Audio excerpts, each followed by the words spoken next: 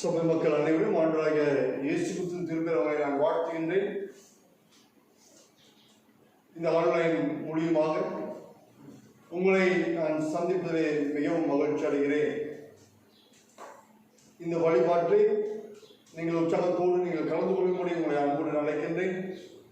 யாரும் திருமலையின் பாடல் புத்தகத்தில் வழிபாட்டு புத்தகத்தோடு நீங்கள் அமர்ந்து ஆண்டவரை உங்கள் வீட்டிலே இல்லத்திலே ஆராதிக்கும்படி உங்களை வேண்டிக் கொள்கிறேன்.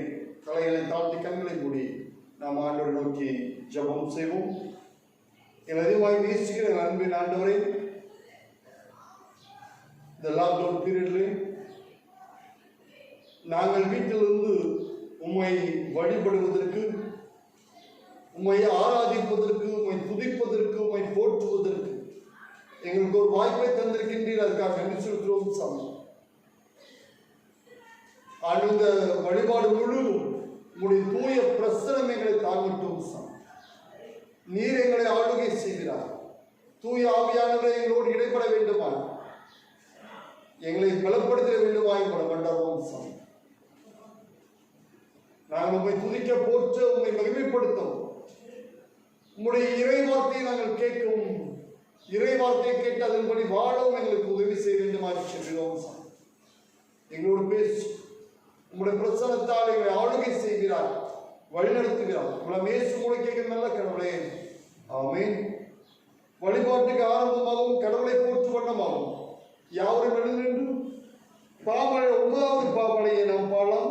பாமலை புத்தகத்தில் 9வது பாடல், பூலோகத்தாரை யாவரும் கர்த்தாவில் கழி கூறுங்கள் என்ற பாடலை நாம் உற்சாகத்தோடு நாம் பாடுவோம்.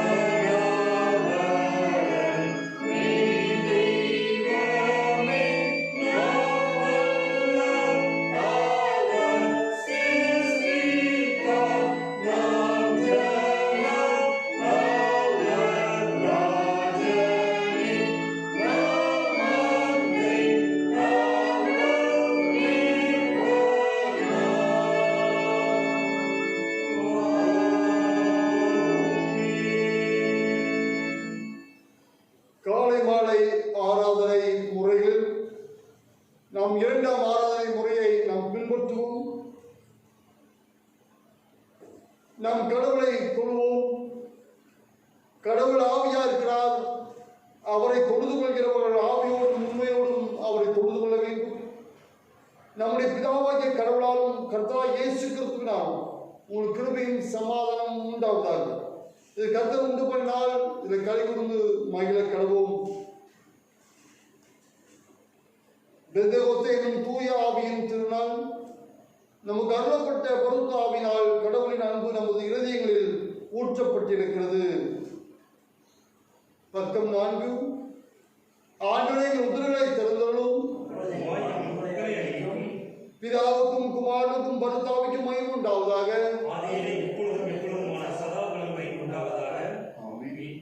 திரேக கடவுளை நாம் போற்றுவோம். சேனையின் கடவுளாய கர்த்தரே, நீ பரிசுத்தர் பரிசுத்தர் பரிசுத்தர். வானம் பூமி மீது மையால் நிறைந்திருக்கின்றன. உன்னதத்திலே ஓசன்னா.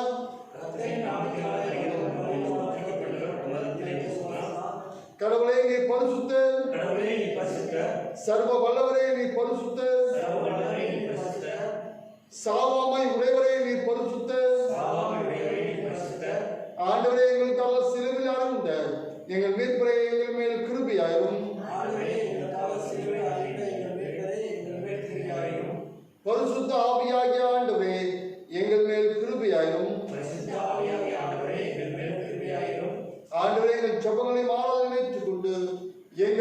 கிருபையாயிரும்.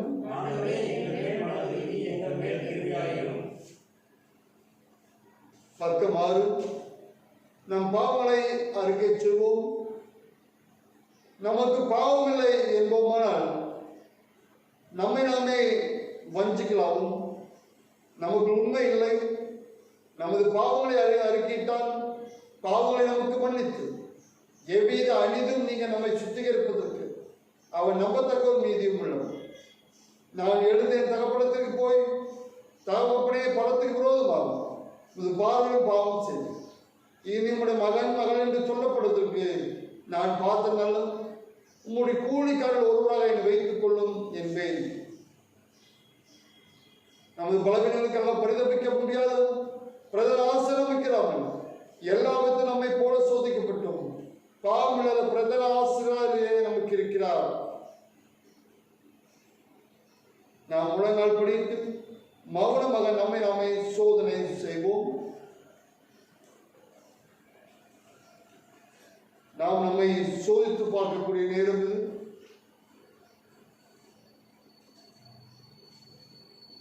ஆண்டவருக்கு விரோதமாய் நாம் செய்த குற்றங்களை மீறுதல்களை நாம் எண்ணி பார்ப்போம். செய்யத்தக்கவளை செய்யாமல் செய்யத்தகாதவளை நாம் என்னென்ன காரியங்களை செய்தோம் என்பதை நாம் நினைவில் கொண்டு வருவோம்.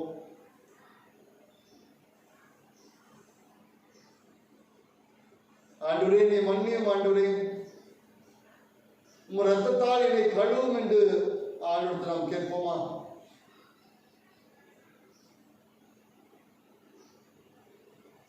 இயேசு கிறிஸ்து ரத்தம் சகல பாவங்களை நீக்கி நம்மை சுத்திகரிக்கக்கூடியதா இருக்கிறது என்று திருமறை சொல்கிறது.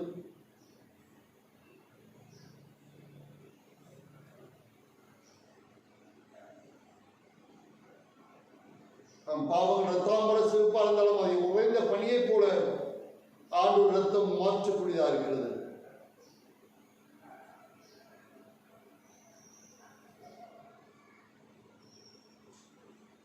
நம்மை தாழ்த்தி ஆண்டவரிடத்தில் நாம் அர்ப்பணம் செய்வோம்.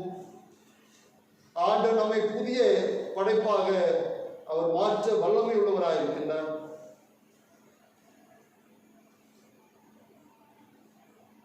நம்மை மாற்ற தூய ஆவியானவர் காத்துக் கொண்டிருக்கின்றார். நாம் அவரை அழைக்கும் போது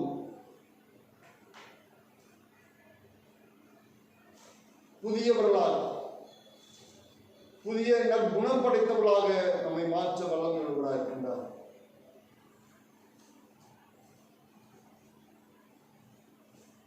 தூய ஆவியானவரை என்னை புதுப்பியும் என்று நாம் கேட்போமா?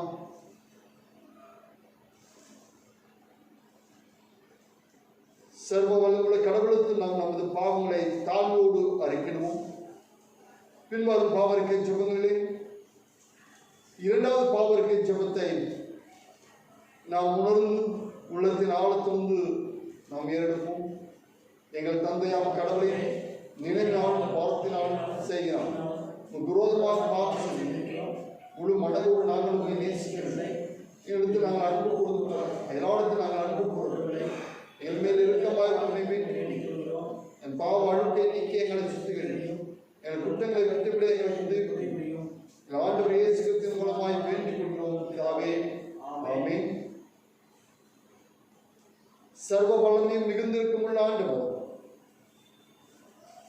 மன்னிப்பையும் பாவ நிவர்த்தி நமக்கு கற்றளின் வாழ்க்கை சீர்படுவதற்கான காலத்தில் தமது பரிசுத்தாவின் கிருபையும் தேற்றலும் தந்தருளுவாராக. ஆமென். ஆண்டவரை துதியுங்கள். திருமறை பகுதிகளை நாம் வாசிக்க கேட்போம்.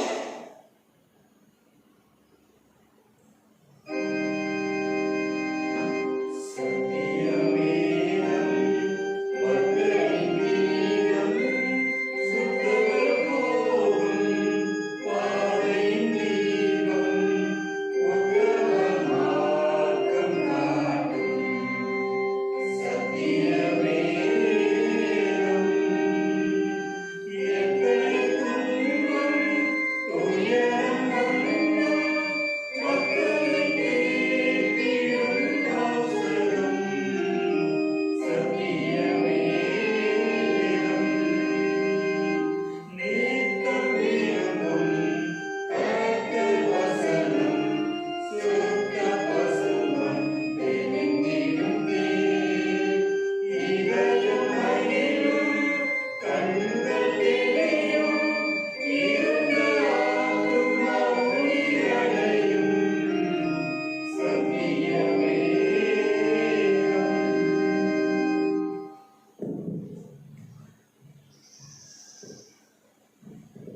வாசிக்கும்படி குறிக்கப்பட்ட வேத பகுதி யோவான் எழுதின நற்செய்தி நூல் 20ஆம் அதிகாரம் வசனங்கள் 19 துவங்கி 23 முடிய.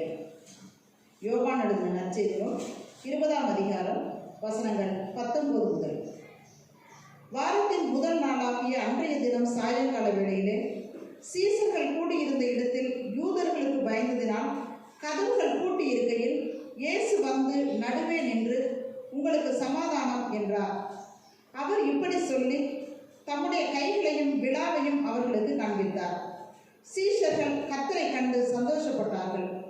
இயேசு மறுபடியும் அவர்களை நோக்கி, உங்களுக்கு சமாதானம் உண்டாவதாக. பிதா என்னை அனுப்பினது போல நானும் உங்களை அனுப்புகிறேன் என்று சொல்லி அவர்கள் மேல் ஊதி, பரிசுத்த ஆவியை பெற்றுக்கொள்ளுங்கள். எவர்களுடைய பாவங்களை மன்னிக்கிறீர்களோ அவைகள் அவர்களுக்கு மன்னிக்கப்படும். எவர்களுடைய பாவங்களை மன்னியாதிருக்கிறீர்களோ அவைகள் அவர்களுக்கு மன்னிக்கப்படாதிருக்கும் என்றார் என்பதே வாசிக்கும்படி குறிக்கப்பட்ட வேத பாடம் வாசித்து நிறைவாயிற்று. கிறிஸ்துவே உமக்கே மகிமை உண்டாவதாக. அருளுக்கு ஆயத்தமாக பாமலை 276வது பாடலை நாம் பாடலாம். பாமலை 276வது பாடல் சுத்தாவி எண்ணில் தங்கும் என்ற பாடலை நாம் பாடுவோம்.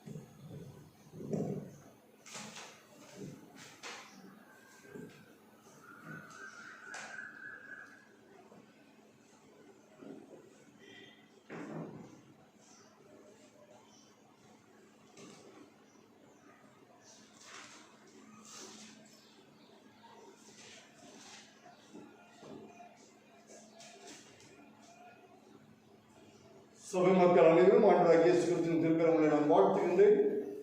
இன்றைக்கு உங்களோடு நான் பகிர்ந்து கொள்கின்ற தலைப்பு பரிசுத்த ஆவியானவர் வாரும் முழு படைப்பையும் மாற்றும். பரிசுத்த ஆவியானவரே வாரும் முழு படைப்பையும் மாற்றும். Come Holy Spirit, transform the whole creation என்ற தலைப்பிலே நாம் தியானிக்க இருக்கின்றோம். நாம் அனைவருமே மாறிக்கொண்டிருக்கின்ற உலகத்திலே நாம் வாழ்ந்து கொண்டிருக்கின்றோம். நம்மளுடைய மொழி மாறிவிட்டது. அது மொழியிலே பல்வேறு மொழிகள் கலந்துவிட்டது. சமஸ்கிருதம் போன்ற மொழிகள் கலந்துவிட்டது. நம்ம உணவு பழக்க வழக்கங்கள் மாறிவிட்டது.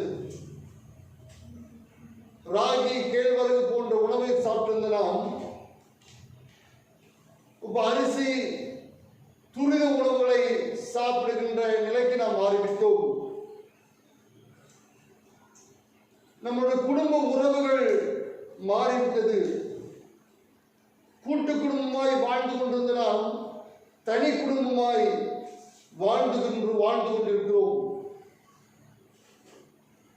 திருமண உறவுகள் மாறிவிட்டது. இப்பொழுது லிவ் டுகெதர் என்ற நிலைக்கு சமுதாயம் வந்துவிட்டது. இயற்கையெல்லாம் அழிக்கப்பட்டு அப்பார்ட்மெண்டாக மாறிவிட்டது.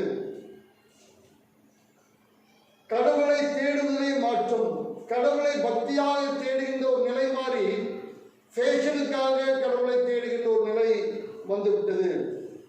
மனிதன் அனைத்துமே மாறிக்கொண்டிருக்கின்றான். ஆனால் மனிதனுடைய பாவங்கள் தொடங்கி, அது ஆதாம் தொடங்கி ஏவாள், காயின், நினிவே மக்கள், சோதோம், குமாரோ, இப்படிப்பட்ட நிலைகள் முழுதுமே ஒரே பாவமாய் இன்று வரைக்கும் இருந்து கொண்டிருக்கிறது. மனித குலத்தை கெடுத்துக் கொண்டிருக்கிறது. இதிலிருந்து தூயாவியாரம் மாற வேண்டும் என்று ஆண்டவர் விரும்புகின்றார். இப்படிப்பட்ட பாவ வாழ்விலிருந்து மாறி ஒரு புதிய பரிசுத்தமான வாழ்வுக்கு நம்மை மாற்ற அவர் விரும்புகின்றார். வாரும் தூயாவியானவரே முழு படைப்பையும் மாற்றும். இந்த செய்தியை நாம் கேட்கும்போது நாம் மாற வேண்டும் என்ற எண்ணத்தோடு நாம் அமர்ந்து இந்த செய்தியை கேட்போம் என்றால் தூயாவியானவர் நம் வாழ்க்கையை மாற்றுவார். அவருடைய சித்தத்தின்படி, அவருடைய விருப்பத்தின்படி, அவருடைய தீர்மானத்தின்படி நம்மை மாற்றி ஒரு புதிய மக்களாக, ஒரு ஆசீர்வாதம் உள்ள மக்களாக நம்மை மாற்ற ஆண்டவர் விரும்புகிறவராக இருக்கின்றார். நாம் மாற ஆயத்தமாக இருக்கிறோமா? முதலாவதாக இஸ்ரேல் மக்களை மாற்றின தூயாவியானவர்.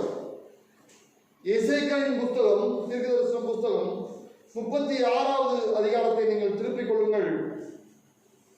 24 36 வசனங்கள். இஸ்ரேல் மக்கள் பாவத்தினால் அவர்கள் பாபிலோனுக்கு சிறைப்பட்டு போகின்றார்கள். நேபுகாத்நேச்சர் காலத்தில் அங்கே பாபிலோனுக்கு சிறைப்பட்ட மக்கள் கடவுளை தேடாமல், யாவையை தேடாமல்,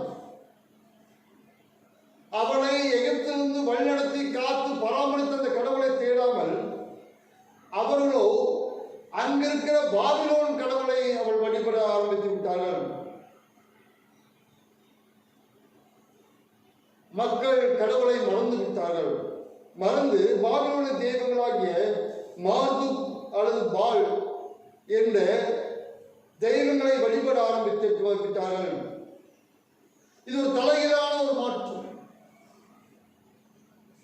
ஆண்டவர் எதிர்பார்த்தது கடவுளை அவள் தேட வேண்டும், என்னுடைய பிள்ளைகளாய் வாழ வேண்டும் என்று நினைத்தார். ஆனால் அவர்களோ ஆண்டவரின்படி வாழாமல் அவள் விருப்பத்தின்படி தங்களை மாற்றிக்கொண்டார்கள்.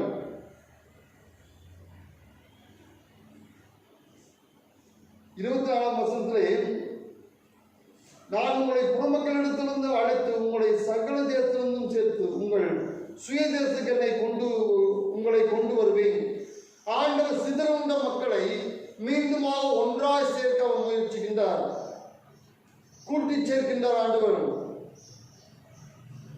அவளை மாற்றி, அவளை பழைய நிலையிலிருந்து உருவெடுத்து அவளை திருப்பி ஒரு புதிய நிலை கொண்டு வந்து அவளை மீண்டுமாய் கூட்டி சேர்க்கின்ற ஆண்டவர். அதுதான் அவர் தலையாய நோக்கமாய் இருந்தது.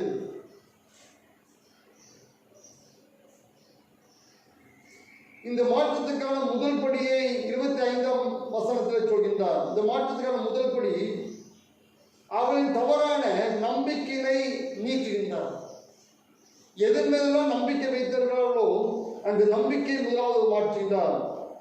அப்பொழுது நான் உங்கள் மேல் சுத்த ஜலம் தெளிப்பேன். முதலாவது அவருடைய நம்பிக்கையை மாற்றுகின்றார். நாமும் பல்வேறு நம்பிக்கை உள்ளவர்களாக இருக்கின்றோம். நாள் பார்ப்பதில் நம்பிக்கை, நேரத்தை பார்ப்பதில் நம்பிக்கை. ஒரு கடைக்கு சென்றிருந்தேன். அந்த கடையிலே முன்பதாக ஒரு கிழங்கோடு வேர் இருந்தது. அந்த வேரோடு கிளம்பி அதை தொங்கிக் கொண்டிருந்தது. அது எதுக்கு என்று கேட்டேன். வியாபாரம் நன்றாக நடப்பது. அவர் ஒரு கிறிஸ்தவர். கிழங்கின் மீது, அந்த வேரின் மீது நம்பிக்கை. இது வைத்திருந்தால் என் வியாபாரம் நன்றாக நடக்கும் என்ற நம்பிக்கை. இந்த தவறான நம்பிக்கை ஆண்டவர் மாற்றுகின்றார். சுத்த ஜலத்தை தெளித்து அவளை மாற்றுகின்ற ஆண்டவர். இப்படி நமக்கு பல்வேறு நம்பிக்கைகள் இருக்கிறது. வாஸ்து பார்க்கிறோம், பல்வேறு காரியங்களை நாம் செய்கின்றோம்.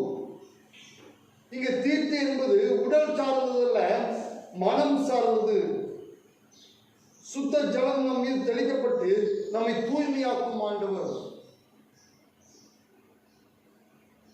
நம்மை சுத்திகரிக்கக்கூடிய ஆண்டவர். அங்க தீட்டு என்பது பகைமை, கோபம், ஆண்டவரை விட்டு தூரமாய் போவது, ஆண்டவருடைய வார்த்தைக்கு கீழ்ப்படியாமல் இருப்பது, ஆண்டவரை தேடாமல் இருப்பது, ஆண்டவரை விட்டு விட்டு வேறு நம்பிக்கை கொள்வது, இதுதான் நமக்கு தீட்டாக சொல்லப்படுகிறது. பழைய ஏற்பாட்டிலே அவர் வெளி சுத்தத்தை அதிகமாய் சொல்லப்படுகிறது. யாத்திரா 30ஆம் அதிகாரம் 17-21 வரைக்கும்.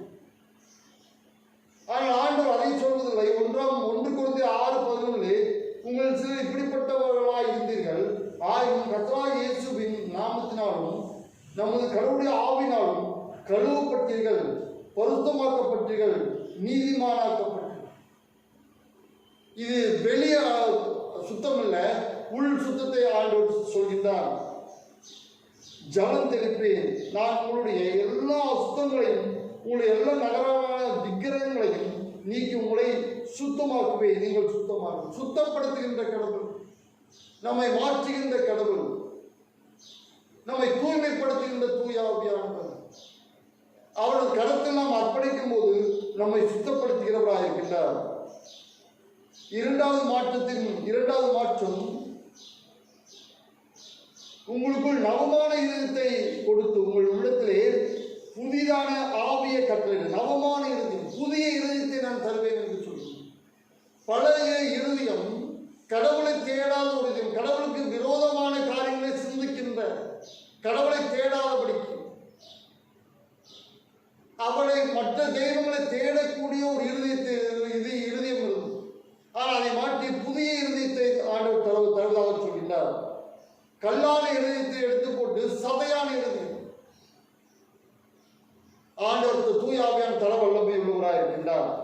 புதிய இருதயத்தை, புதிய ஆவியை கட்டளையிடுகின்றார். கல்லான இருதயத்தை உங்கள் மாம்சத்தை எடுக்கப்பட்டு சதையான இருதயத்தை உங்களுக்கு கொடுப்பேன் என்கின்றார். தூய ஆவியை நம்மை மாற்றுகிறவர். இந்த கல்லான இருதயம் கடவுளுடைய வார்த்தையை கேட்காத ஒரு இருதயமாய், வெங்கல இருதயமாய் இருக்கிறது. ஆனால் அந்த இருதயத்தை மாற்றி சதையான இருதயமாக, ஆண்டுடைய வார்த்தையை கேட்டு மாறுகின்ற ஒரு இருதயமாக நம் வாழ்வை மாற்றுகிறவராக இருக்கின்றார். தூயாவியானவர் நம்மை மாற்றுகின்ற தூயாவியானவர். 27ஆம் வசனத்திலே இந்த முழுமையான மாற்றத்தை நிலைத்திருக்க செய்யும் ஆவியான, இந்த முழுமையான மாற்றம் ஏதோ அப்பப்போ வந்து போகின்ற ஒரு மாற்றம் இல்ல, அது நம்மோடு எப்பொழுது நிலைத்திருக்கிற ஒரு மாற்றம். அது நம் வாழ்நாள் முழுதும் அந்த நிலைத்திருக்கிற ஒரு மாற்றத்தை தூயாவியானவர் தருகின்றார். அதாவது 27ஆம் வசனம், உங்களுக்குள் உள்ளத்திலே என் ஆவியை வைத்து, உள்ளத்திலே என் ஆவியை வைத்து உங்களை என் கட்டளையில் நடக்கவும், என் நியாயங்களை கைக்கொள்ளவும், அதன்படி செய்யவும் பண்ணுவேன். ஒரு முழுமையான ஒரு மாற்றம், நிரந்தரமான மாற்றத்தை தூயாவியானவர் தருகின்றார். இது அப்பப்போ வந்து போகின்ற ஒரு மாற்றம் இல்லை, ஒரு நிரந்தரமான மாற்றம். ஆவியானவர் தருகின்ற நமக்கு இந்த மாற்றம் ஆசீர்வாதத்தை தரக்கூடியதாக இருக்கிறது. அதுக்குரிய பலனை 28ஆம் வசனம் சொல்கிறது, உங்கள் பிதாக்களுக்கு நான் கொடுத்த தேசத்தில் நீங்கள் குடியிருப்பீர்கள், நீங்கள் என் ஜனமாயிருப்பீர்கள், நான் உங்கள் தேவனாயிருப்பேன் என்று சொல்லி ஒரு மிகப்பெரிய ஒரு ஆசீர்வாதத்தை ஆண்டவர் தருகின்றார். 28-33 அது தொடர்ந்து அந்த வசனங்கள் வருகிறது. 7 விதமான ஆசீர்வாதங்களை தருகிறது.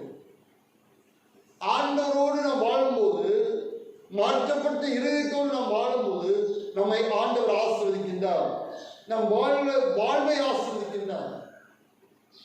பொருளாதார வாழ்வை மட்டுமல்ல, ஆவிக்குரிய வாழ்வை நம்மை மாற்றி அமைக்கிறவராக இருக்கின்றார். அதுக்குரிய ஆசீர்வாதத்தை ஆண்டவர் தருகிறவராக ஆண்டவர் இருக்கின்றார்.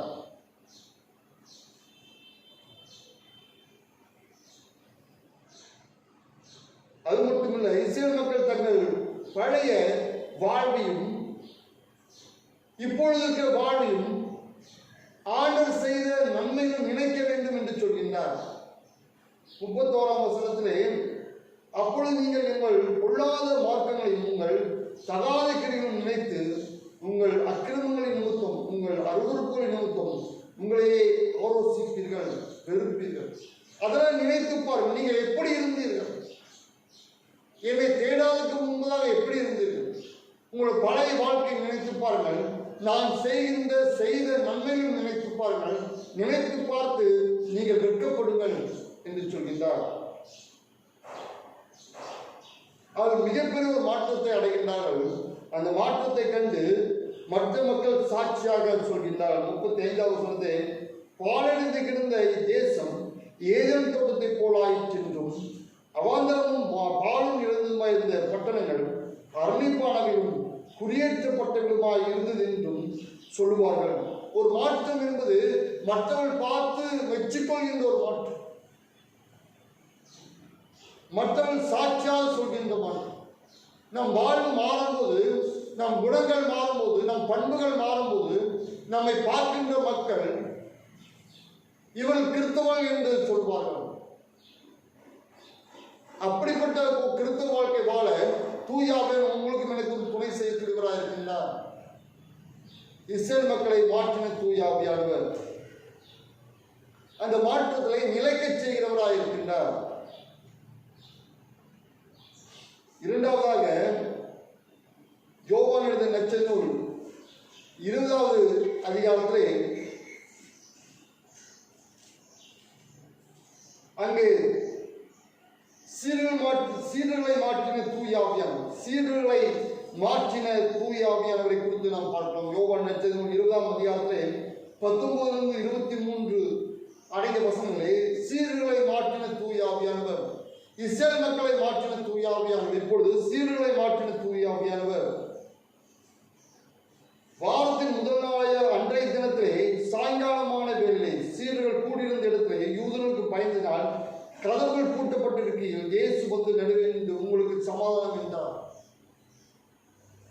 வாரத்தின் முதல் நாள் அது மிகப்பெரிய ஒரு மகிழ்ச்சி நாள். அது ஒட்டுமொத்த உலகத்திலே அது ஒரு சிறப்பான நாள். அது இயேசு கிறிஸ்து உயிரோடு எழுந்த நாள். அது ஒட்டுமொத்த உலகத்திலே 3 காரியங்கள் மிக முக்கியமானது. ஒன்று இயேசுவின் பிறப்பு, ஒன்று இயேசுவின் மரணம், உயிர்த்தெழுதல், அடுத்து தூயாவியானவர்கள் வருகை. அது மூன்றுமே மிக முக்கியமான ஒரு நாள். வாரத்தின் முதல் நாளிலே சீடர்கள் பூட்டப்பட்ட அறையிலே இருக்கின்றார்கள். அவர்கள் இயேசு கிறிஸ்து மரித்த அந்த வெள்ளிக்கிழமை மாலையிலிருந்து ஞாயிற்றுக்கிழமை மாலை வரைக்கும் பூட்டப்பட்ட அறையிலே இருக்கிறார்கள். யூதர்களுக்கு பயந்தவர்களால் இயேசு கிறிஸ்துவை போல தங்களையும் கொண்டு விடுவார்களோ, எங்களையும் கொண்டு விடுவார்களோ, அவரை போலவே சிலுவையில் அடைந்து விடுவார்களோ, நமக்கும் அப்படிப்பட்ட நிலை வந்து விடுமோ என்ற அச்சத்தோடு அவர்கள் இருந்தார்கள். பூட்டப்பட்ட அறையிலே அவர்கள் இருந்தார்கள். அங்கே இயேசு கிறிஸ்து வந்து உங்களுக்கு சமாதானம் என்று சொல்கின்றார். இயேசுவை போல கொண்டு விடுவார்கள் என்று பயம். அடுத்த இயேசு கிறிஸ்து அந்த பூட்டப்பட்ட அறையிலே வந்து விட்டார் என்பதை குறித்தும் பயம் அவர்களுக்கு. லூக்கா எழுதிய நற்செய்தி 24:37 இந்த பூட்டப்பட்ட அறையிலே வந்து விட்டாரே ஒருவர், எப்படி வந்தார், இது ஆவியோ என்று அவர் அச்சப்படுகின்றார்கள். அதுக்கும் ஆண்டவர் சொல்கின்றார், நீங்கள் பயந்துக்காதீங்க, பயப்படாத, சமாதானம் உண்டாவதாக என்று ஆண்டவர் சொல்கின்றார். அவநம்பிக்கையுள்ளவர்களை நம்பிக்கையுள்ளவர்களாக மாற்றுகின்றார் ஆண்டவர். 20வது வசனத்திலே அவர் இப்படி சொல்லி தம் கைகளின் விழாவையும் அவளுக்கு காண்பித்தார். சீசர்கள் கர்த்தரை கண்டு சந்தோஷம். இது நிரூபிக்க வேண்டியதா இருக்கு. அதை காட்டி நிரூபிக்கின்றார். நான் உண்மையாகவே நான் கிறிஸ்துதான். சிலுவையில் அறையப்பட்ட அந்த காயங்களை, தொழும்புகளை அவர் காட்டுகின்றார். 21ஆம் வசனத்திலே இயேசு மறுபடியும் அவளை நோக்கி உங்களுக்கு சமாதானம் உண்டாவதாக என்கின்றார். இந்த சமாதானம் என்பது இஸ்ரேல் மக்களுக்கு பொதுவான ஒரு வாழ்த்து. ஆனால் இங்கேயோ அது முக்கியமான ஒரு முக்கியமான வார்த்தையா இருக்கிறது. இங்கே சமாதானம் தூயாவியானவரை குறிக்கிறது. யோவான் எழுதின நற்செய்தி 14ஆம் அதிகாரத்திலே 26, 27 வசனங்களே, என் நாமத்தினால் பிதா அனுப்பப்பட போகிற பரிசுத்தாவியாகிய தேற்றவாளனே எல்லாவற்றையும் உங்களுக்கு போய்த்து நான் உங்களுக்கு சொன்ன எல்லாவற்றையும் உங்களுக்கு நினைப்பூட்டுவார். சமாதானத்தை உங்களுக்கு வைத்து போகிறேன், என்னுடைய சமாதானத்தை உங்களுக்கு கொடுக்கிறேன். உலகம் கொடுக்கிற பிரகாரம் நான் உங்களுக்கு கொடுப்பதில்லை. உங்கள் இறுதியும் கலங்காமலும் பயப்படாமலும் இருப்பதாக. இங்கே சமாதானம் என்பது அது தூயாவியானவரை கொடுக்கும். சமாதானத்திற்கு காரணர் தூயாவியானவர் புறாவாக காட்டப்படுகின்றார். புறா சமாதானத்திற்கு அடையாளமா இருக்கிறது. இங்கே இயேசு கிறிஸ்து சொன்னது உங்களுக்கு தூயாவியானவரை பற்றி இயேசு கிறிஸ்து சொல்கின்றார்.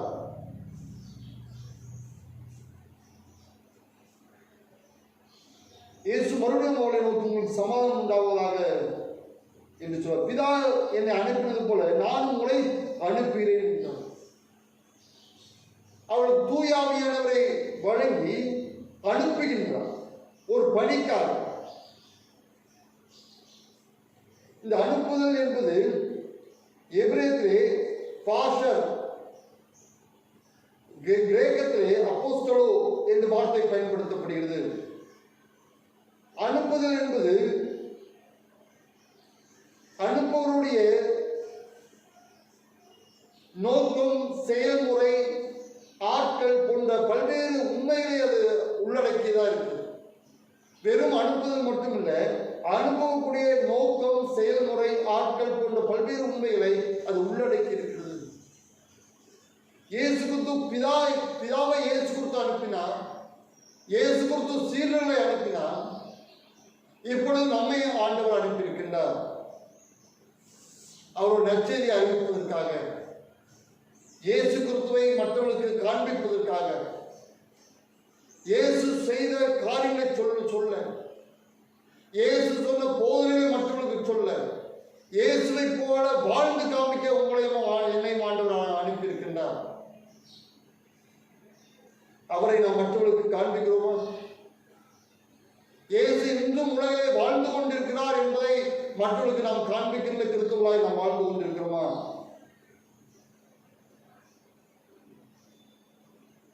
எப்படிப்பட்ட கிறிஸ்துவர்களாய் நாம் வாழ்ந்து கொண்டிருக்கிறோம்? ஆண்டவர் நம்மை அனுப்பியிருக்கின்றார். சில உலகம் முழுவதும் சென்று நற்செய்தி அறிவிக்க சொன்னார். நாம் எத்தனை பேருக்கு நற்செய்தி அறிவிக்கும்? நாம் நிருபங்களாய் வாழ வேண்டும் என்று ஆண்டவர் விரும்புகிறார். அதான் தூயாவியான ஒரு விருப்பமாயிருக்கும். அவருக்கு சாட்சியா எல்லா இடங்களிலும் நாம் இருக்க வேண்டும் என்று ஆண்டவர் விரும்புகின்றார். நாம் பணி செய்கிற இடங்களிலே, நாம் வாழ்கின்ற இடங்களிலே, நாம் எல்லா இடங்களிலும் ஆண்டவருக்கு சாட்சியா இருக்க வேண்டும் என்று ஆண்டவர் நம்மை அனுப்பியிருக்கின்றார். 22ஆம் அவர்கள் மேல் ஊதி பரிசுத்தாவியை பெற்றுக் கொள்ளுங்கள் என்றார்.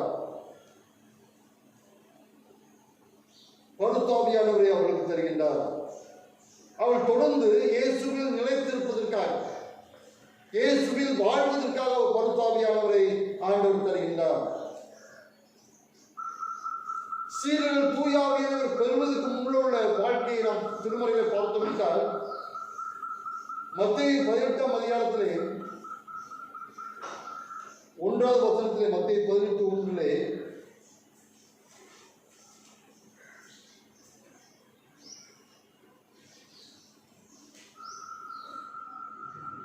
அவ்வேத சீஷர் இயேசுவின் இடத்து வந்து பரலோகத்தில் எவன் பெரியவனாயிருப்பான் என்று கேட்டார். அவளுக்கெல்லாம் அடுத்து இயேசு மறுத்து விடுவார், அதன் பின்பு யார் பெரியவராயிருக்கும் என்ற போட்டி, 12 பேருக்கு போட்டி, பொறாமை அங்கே வந்துவிட்டது. இந்த தூயாவியானவர் பெறுவதற்கு முன்பதாக அவர்கள் சண்டை, சச்சரவுகள், போட்டி, பொறாமை, யார் பெரியவர் என்ற ஈகோ அவர்களுக்குள்ளே இருந்தது. அதாவது மத்தேயு 20ஆம் அதிகாரத்திலே 22 26 வசனங்கள் சொல்கிறது. மத்தேயு 20, 26, 22 20ஆம் வசனத்திலிருந்து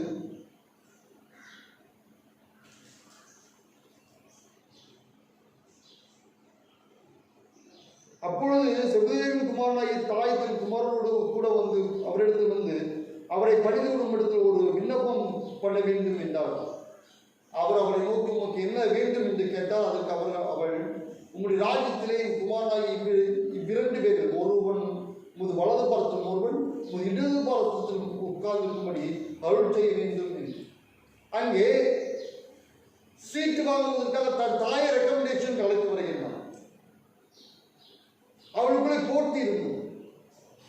2024 மற்ற 10 பேருமே அதை கேட்டு அந்த 2 சகோதர பேரில் எரிச்சலானார்கள். அவளுக்குள்ளே கோபம் வந்தது, எரிச்சல் வந்தது, பகைமை அவளுக்குள்ளே வந்தது, அவள் வெறுப்பு இருந்தது. இப்படிப்பட்ட குணம்தான் அவளுக்கு இருந்தது. ஆனால் பரிசுத்தாவியானவர் அவள் சீரல் பெற்ற போதோ அவள் வாழ்க்கை மாறினது. அப்போஸ்தலர் 2:1 பெந்தெகோஸ்தே நாள் வந்தபோது அவள் எல்லாம் ஒருமனப்பட்டு ஓரிடத்தில் வந்திருந்தார்கள். அவள் வாழ்க்கை முற்றிலுமாய் மாற்றப்பட்டது. அதுக்கு முன்பதாக அவர்கள் சண்டையும் சச்சரவத்தோடு இருந்தவர்கள் பரிசுத்தாவியானவரை ஆண்டவரிடத்திலிருந்து பெற்ற உடனே அவள் ஒருமனமாக ஓரிடத்தில் ஒன்றாக கூடியிருக்கின்றார்கள். தூயாவியானவர் சீரனுடைய குணத்தை, ஒட்டுமொத்த குணத்தை அப்படியே மாற்றிவிட்டார். அதற்கு முன்பாக சண்டையும் சச்சரவுமாக ஏற்றுத்தால் போதும், யார் பெரியவராக இருக்க வேண்டும் என்ற எண்ணத்தோடு அவர்கள் இருந்தார்கள். தூயாவை பெற்றவுடனே அவள் ஒட்டுமொத்த குணமும் மாறிவிட்டது.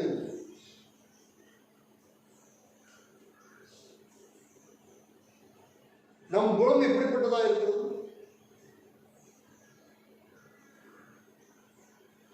வீட்டுக்குள்ளே சண்டை, குடும்பங்களுக்குள்ளே, சபைக்குள்ளே சண்டை, சபையிலே பல்வேறு ஏற்றத்தாழ்வுகள், சபையில எலெக்ஷன்ல சண்டை, திருமண்டல பேரவையிலே சண்டை, எத்தனை சபைகளிலே கேஸ் இருக்கிறது, எத்தனை சபை கோர்ட்ல இருக்குது, ஹைகோர்ட்ல சுப்ரீம் கோர்ட் வரைக்கும் இருக்கு. எங்க தூயாவியல் நடத்துதல் இருக்கிறது? சபைக்குள்ள ஒருமனம் இல்லை, சபைக்குள்ள ஜாதி, சபைக்குள்ள பிரிவினைகள், வெளியில என்னெல்லாம் இருக்கிறதோ அதுல சபையில் இருக்கிறது. தூயாவியானவருடைய நடத்துதல் எங்கே இருக்கிறது? தூயாவியானவருக்கு நம்மை அர்ப்பணிக்கும் போது, ஒப்புக் கொடுக்கும் போது நம் வாழ்க்கையை மாற்றுவார். சண்டை இல்லாத திருச்சபை, சண்டை இல்லாத திருமண்டலத்தை ஆண்டவர் உருவாக்கக்கூடியவர். ஆண்டவர் நாம் எப்படிப்பட்ட வாழ்க்கை வாழ்கின்றோம்? இந்த சீடர்களை மாற்றின தூயாவியானவர், அவள் குணத்தை மாற்றின தூயாவியானவர் இப்பொழுது நம்மோடு வாழ்ந்து கொண்டிருக்கின்றார்.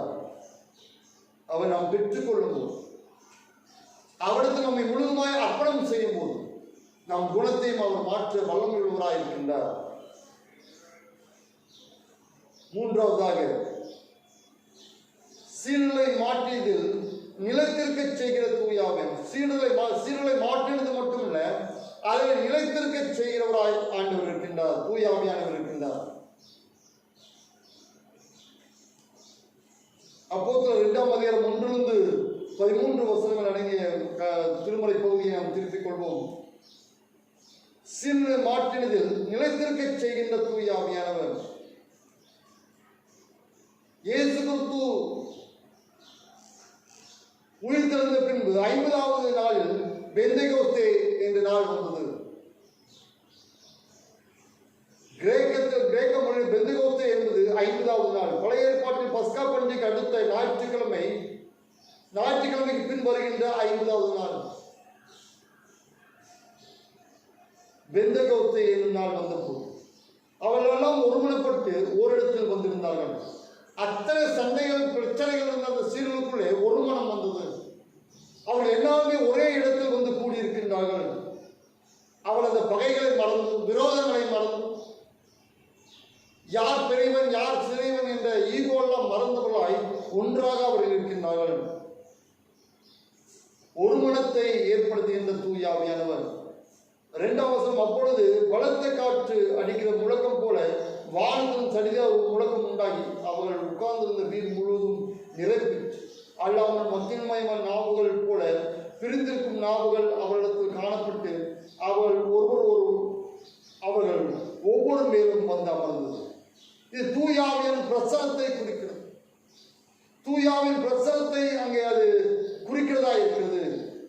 அவளை நிரப்புகின்ற தூயாவின் அங்கே தூயாவின் இயேசு கிறிஸ்துவின் மூலமாய் பெறுகின்ற ஊதி பெறப்படுகின்றார்கள். ஆனால் இங்கே தூயாவினால் நிரப்பப்படுகின்றார்கள். அடுத்த ஒரு கட்டத்திற்கு சீடர்கள் நகர்கின்றார்கள். தூயாவின் நிறைவை அவர்கள் பெற்றுக் கொள்கின்றார்கள். இந்த அக்கினி என்பது தூயாவியோட பிரசனத்தை, கடவுளுடைய பிரசனத்தை அது பிரதிபலிக்கக்கூடியதாக இருக்கிறது. மோசைக்கு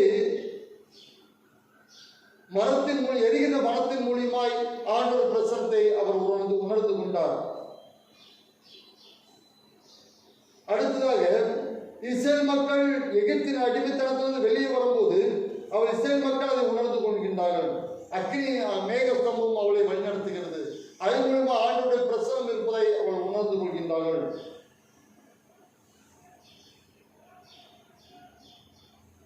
நான்காம் வசனம், அவள் எல்லாரும் பரிசுத்த ஆவியினால் நிரப்பப்பட்டு ஆவியானவர் தங்களுக்கு தந்துள்ள வரத்தின்படியே வெவ்வேறு மொழிகளை பேச தொடங்கினார்.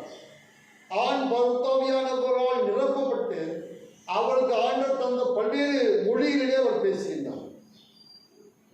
அந்நிய பாஷை என்பது கடவுளுக்கு மட்டும் தெரிகின்ற ஒரு மொழி. ஆனால் இவர்கள் பேசுவதோ அங்கிருக்கின்ற 17 மொழிக்காரனுக்கு தெரிகின்ற ஒரு மொழி. அது ஒரு வரமாக இருக்கிறது. அவர்கள் பல்வேறு மொழிகளிலே பேசுகின்றார்கள். அது கனி கொடுக்கக்கூடிய ஒரு மிகப்பெரிய ஒரு வாழ்க்கை. அன்று முதல் அவருடைய வாழ்க்கை மாற்றமடைகிறது. எதற்கெல்லாம் பயந்தார்களோ, யாருக்கெல்லாம் பயந்தார்களோ, அந்த பயத்தை தூர எறிந்து போட்டு தைரியமாய் கடவுளுக்கு சான்று பகர்கின்றார்கள். கடவுளை மகிமைப்படுத்துகின்றார்கள்.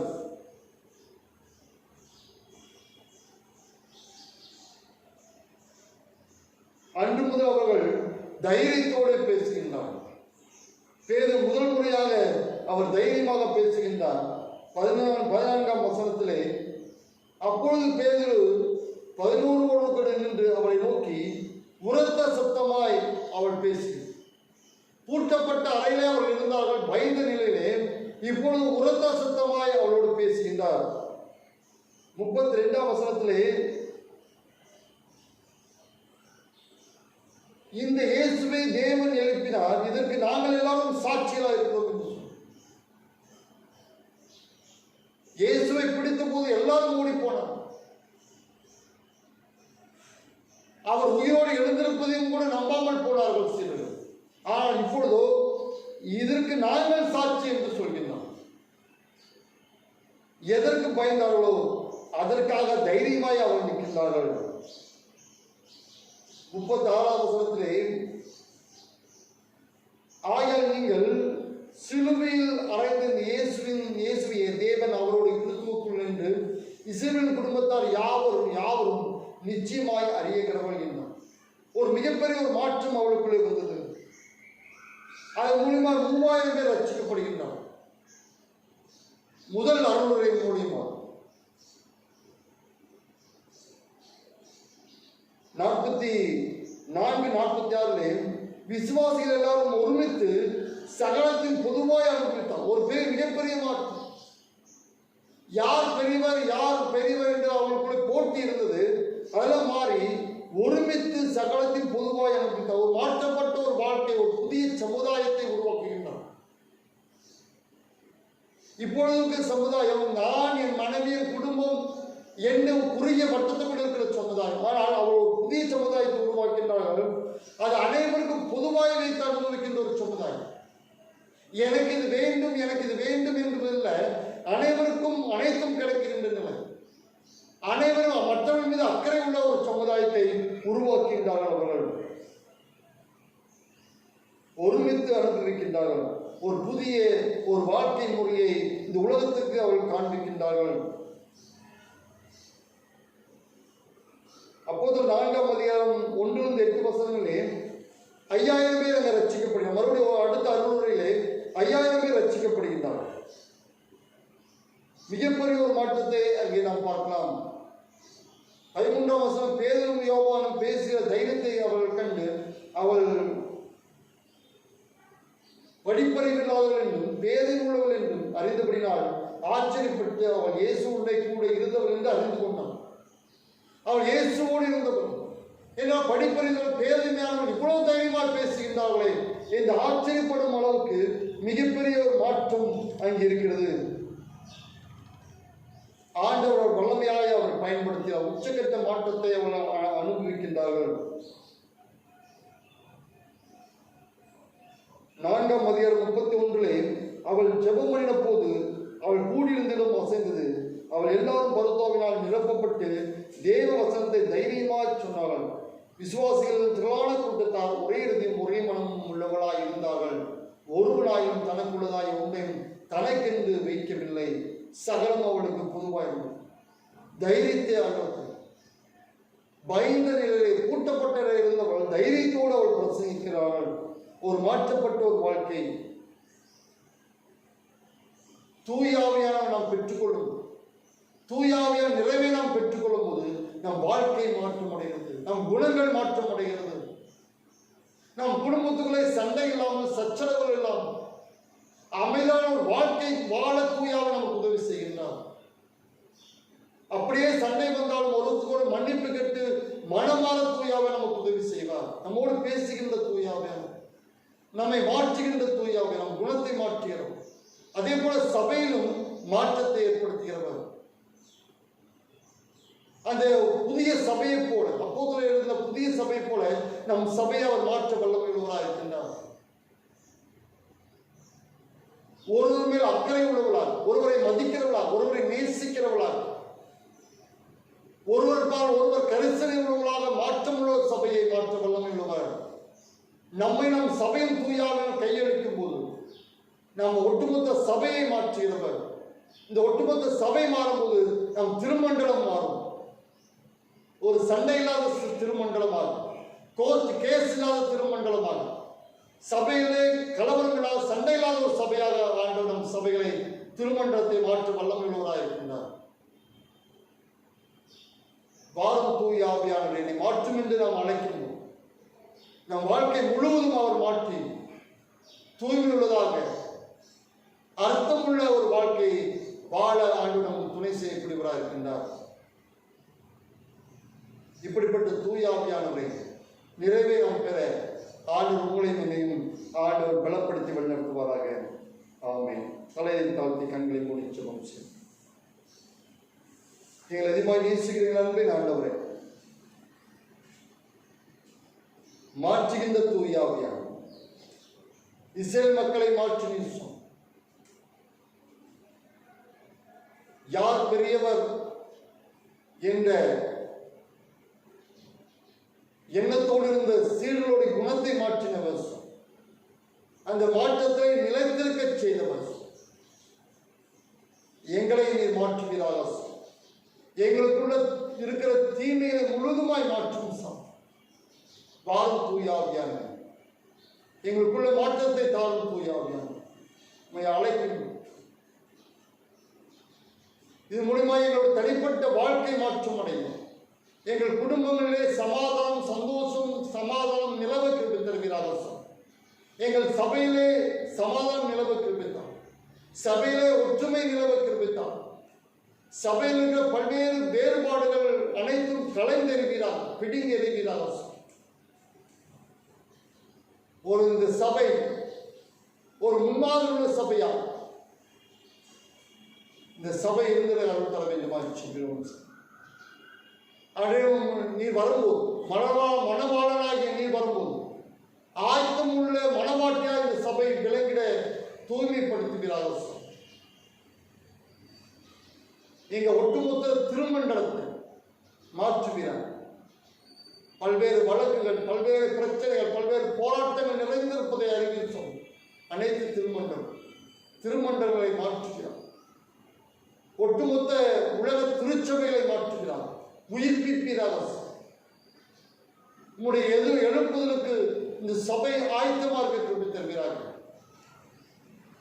தூயாவிய நிறைவை நாங்கள் பெற்று அதன் மூலமாய் மாற்றப்பட்ட ஒரு வாழ்க்கை நாங்கள் வாழ்ந்ததை எங்களுக்கு உதவி செய்யும். குழந்தைங்களோடு பேசும் நாம் இயேசு முழுக்கைக்கு நல்ல கடவுளே, ஆமென். அருளை கேட்டு நாம் யாரும் எழுந்து நமது விசுவாசத்தை அப்போஸ்தலர் விசுவாச பிரமாணத்தோடு இணைந்து நாம் சொல்லுவோம்.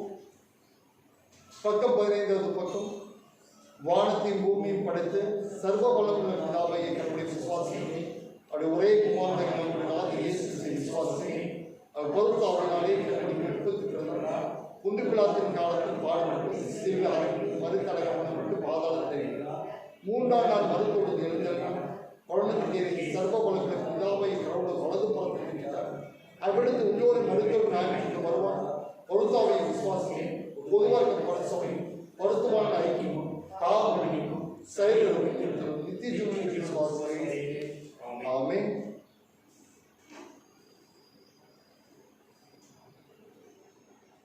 காணிக்கை பாடலாக கிறிஸ்தவ கீர்த்தனையிலே 93வது பாடலை நாம் பாடுவோம்.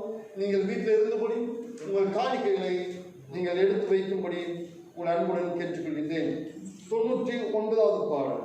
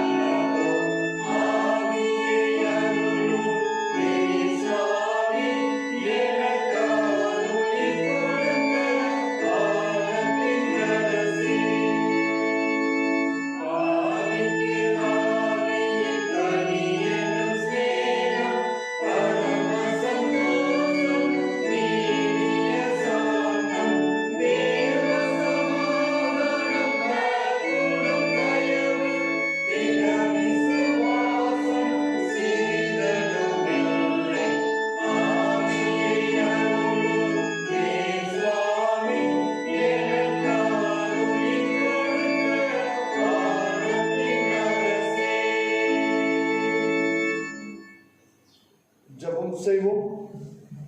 கர்த்தர் உங்களோடு இருப்பாராக. கர்த்தாவே எங்களுக்கு இறங்கும். கர்த்தாவே எங்களுக்கு இறங்கும். ஆண்டு கற்பித்து தந்த ஜெபத்தை நாம் சொல்வோம். பழமொழிக்கை கழிப்பதால் நாம் பொருத்தப்படுதால் ராஜ் பொருளால் சித்தம் பரவல் செய்யப்படுத்த பூமியிலே அன்றோடு அப்பத்திட்டால் எங்கள் புரோதமாய் குற்றம் செய்யும். நாங்கள் பண்ணிக்கிறது போல எங்கள் குற்றங்களை பண்ணி எங்கள் சோதனைக்கு ராஜ் வாழவும் மகிழ்ச்சி என்று கூறுகிறே. ஆமென். நாம் தொடர்ந்து நாம் ஜெபம் செய்வோம். எங்கள் அதிகமாக நேசிக்கிற எங்கள் அன்பின் ஆண்டவரை, ஜெபிப்பதற்கு உங்களுக்கு ஒரு வாய்ப்பை தந்திருக்கின்றது.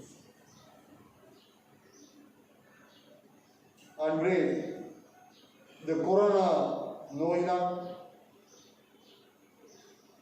மக்கள் வேலை இழந்து, தொழிலை இழந்து, வருவாய் இழந்து,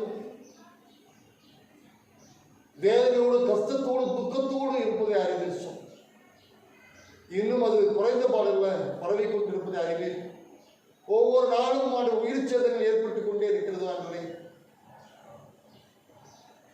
இன்னும் அமெரிக்கா, கனடா போன்ற மேற்கத்திய நாடுகள் அது அதிகமாய் வீரியமாய் பரவி கொண்டிருக்கிறது. லட்சக்கணக்கான மக்கள் இறந்து கொண்டிருக்கிறார்கள் சொன்னார். இந்த நோய் மேலும் பரவாதபடிக்கு உங்களுடைய வார்த்தை கொண்டு கட்டளிட வேண்டுமா செல்கிறோம். இதோட வீரியம் தடுக்கப்படும். ஆண்டவரே நீர் கட்டளிட வேண்டுமா செல்கிறோம். மக்கள் பாதுகாக்கப்பட கிருபித்தார். இவர்களுக்காக போராடி கொண்டிருக்கின்ற மருத்துவர்கள், செவிலியர்கள், தூய்மை பணியாளர்கள், காவல்துறையினர், தீயணைப்பு துறையினர், லேப் டெக்னீஷியன்ஸ், இவளை பரிசோதிக்கிறவர்கள் அனைவரும் பாதுகாக்கப்படுகிறது. கடைக்காரர்களையும் பாதுகாத்துக் கொள்கிறார்கள். இந்த நோயை முற்றிலுமாய் உலகத்தை விட்டு போய்விட அவர்கள் தர வேண்டுமாறு சொல்கிறோம். இது மனிதனுடைய பாவமாக இருக்கிறது. இந்த நோய்க்கான காரணம் மக்கள் தங்களுடைய பாவங்களை உணர்ந்து உம்மிடத்தில் வரை கிருபை தர வேண்டுமாறு சொல்கிறோம். மக்கள் இது கடவுளால் உண்டான ஒரு வாதை என்பதை உணர்ந்து கொள்ளக்கூடிய உணர்வை நீ தருவீராக. ஏதோ இயற்கையாய் வந்துவிட்டது, இதை அழித்து விடலாம் என்று நினைக்காதபடி தன்னுடைய பாவத்தின் மிகுதியால் இது வந்தது என்பதை உணர்ந்து நாங்கள் மனமாற கிருபை தர வேண்டுமாச்சு. எங்கள் பாவத்தை உணர்ந்து உம்மிடத்தில் நாங்கள் அறிக்கை செய்து உம்முடைய தேடாது, உண்மை நேசிக்காது, ஜெபிக்காத, வேதத்தை வாசிக்காது, ஆலயத்துக்கு ஒழுங்காய் வராத, சரியான நேரத்துக்கு வராத பாவங்களை மன்னிப்பீராக, கழுவுவீராக, சுத்திகரிப்பீராக, தயவுகூர்ந்து மன்னிப்பீராக. உண்மை அலட்சியப்படுத்தின பாவம், உங்களுடைய வார்த்தையை அலட்சியப்படுத்தின பாவத்தை மன்னிப்பீராக. தேடாத பாவத்தை மன்னிப்பீராக. மேற்கத்திய நாடுகளே திருச்சபையெல்லாம் வயதானவர்களால் நிறைந்திருக்கின்ற சபைகளாய் மாறிப்போன, கிளப்புகளாக, விளையாட்டு அரங்கங்களாக மாறிப்போனது. மறுபடியும் மக்கள் உன் பக்கம் திரும்ப தர வேண்டுமாறு சொல்கிறோம். திருமலை பக்கம் திரும்ப, திருச்சபையின் பக்கம் திரும்ப தர வேண்டுமாறு. இப்பொழுதும் மறுபடியும் இந்த வெட்டுக்கிளி, பாலைவன வெட்டுக்கிளி அன்றைய பல்வேறு நாடுகளிலே விளைநிலங்களை சூறையாடி கொண்டிருக்கிறது. எகிப்து, சூடான், ஆப்பிரிக்கா நாடுகள், பாகிஸ்தான், இப்பொழுது இந்தியாவிலே வட மாநிலத்துக்கு வந்திருக்கிறது, தென் மாநிலங்களுக்கும் வந்து கொண்டிருக்கிறது. உணவு பஞ்சம் ஏற்படும் என்று எச்சரிக்கப்படுகிறது. ஐநா எச்சரிக்கிறது. விரட்டக்கூடிய கிருபையை தருகிறார். அரசாங்க தேவை நாணத்தை தருகிறார். மக்கள் மறுபடியுமாய் விவசாயம் இழந்து, வாழ்வாதாரம் இழந்து தெருக்கு வந்து விடாதபடி நீ தயவு கூர்ந்து மனமிறங்கி இந்த வெற்றி கிளைகளை அன்றே நீ அழிப்பீராக.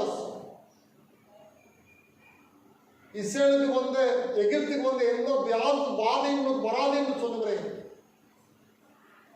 அன்று இந்த வாதையும் மாற்றிட வேண்டுமாறு சொல்கிறோம். எங்கள் ஜனங்கள் மீது கண்ணோக்கி அருள வேண்டுமா, இரக்கம் கொள்ள வேண்டுமா சொல்கிறோம். தயவுகூர்ந்து உதவி செய்யும்.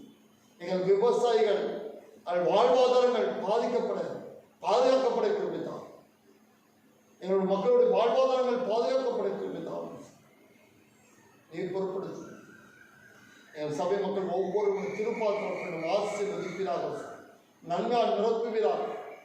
மக்களுக்கு துரிதமாய் வேலை கிடைக்க கிருபித்தான். அந்த வேலை முழுதுமாய் இருக்க கிருபித்திருக்கிறார்கள். அது நிரந்தரமாக இருக்க கிருபித்தான். மக்கள் வேலை செய்து சம்பாதித்து தன் குடும்பங்களை கவனிக்க கிருபித்தர வேண்டுமாச்சு. மக்களுக்கு தேவையான பலத்தின் சுகத்தையும் ஆரோக்கியத்தால் வேலை நிமிர்ந்து வேலை செல்லும்போது வரும்போதெல்லாம் மக்களை எந்த கிருமியும் பாதிக்காதபடி யோபை வேலை எடுத்து காக்கிற, அதே போல வேலை எடுத்து காத்துக்கொள்ள வேண்டுமாச்சு. நீர் பொருட்படுத்திக் கொள்கிறார்.